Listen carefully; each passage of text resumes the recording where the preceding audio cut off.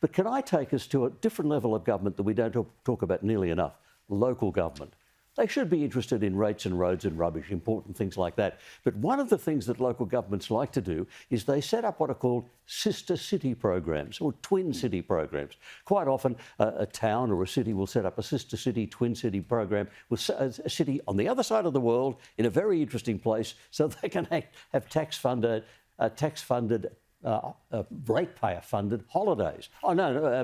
Working trips to those interesting places.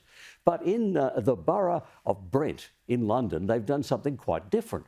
They've decided to become a twin city with Nablus. Nablus is a city whose local government is dominated by Hamas, a registered terrorist organisation. So one of their local council members, a Labor member, Idisham Afzal, suggested to the council, which is a Labor-dominated council, we should twin city with this Nablus because it'd be a really good idea. By the way, it's in the West Bank. It's not in Gaza. So Hamas is still powerful and influential outside of Gaza.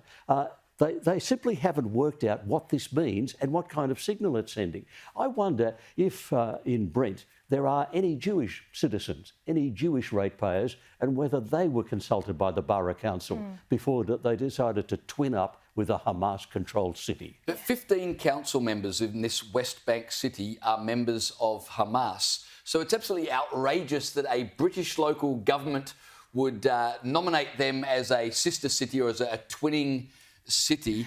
And this was promoted by a council member who describes himself on social media as a Pakistani Muslim. He was wearing a kafif as he spoke to council, and he said that the reason for twinning with this city in the West Bank was, and I quote, to allow children living under Israeli occupation a better future. So, Farah, it's pretty clear from his own confession. A couple of things. Firstly, this British councillor, by his own social media, doesn't see himself first and foremost as British. He promotes himself as a Pakistani Muslim. Now, there's nothing wrong with being Pakistani. There's nothing wrong with being a Muslim.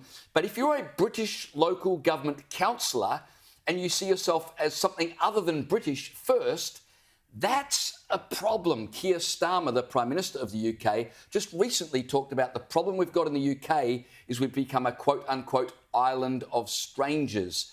That's a problem. The second problem with this is not only does he not see himself first as British, but he says the reason, the motivation for having a city in the West Bank as a twinning city is so that children, quote, living under Israeli occupation can blah, blah, blah, blah, blah.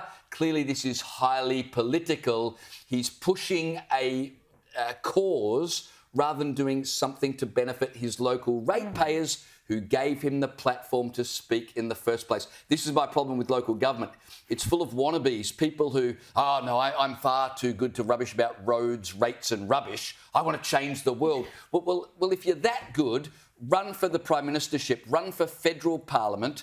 Don't use ratepayer money in a local borough or a local council somewhere here in Australia, for instance, to push policies and things that are way beyond your pay grade. Well, over 10 councils in the UK are now twin cities with cities in the West Bank or Gaza. So it's like a bit of a fad over there. They must think it's really cool. But the most ridiculous part of this story is the councillor who pushed for the twinning of the cities said that he hopes Palestinian children can dream of a brighter future, while becoming a twin city where the mayor of that city is a member of Hamas. Do you not realise that Hamas are the ones stopping children from having a bright future? As long as they hate Israelis more than they love their own people, there will never be peace, and those poor Palestinian children will never have a chance because there will be an endless cycle of war and violence. If they were serious about peace, they would be looking at real dialogue, real coming together of Israelis and Palestinians. But they're not, because this is not about peace. This is about hating Israel, which personally I think comes down to Jew hatred, and that is what it is, plain and simple. And also keep in mind, Nablus is notorious for being a hotbed of terrorism.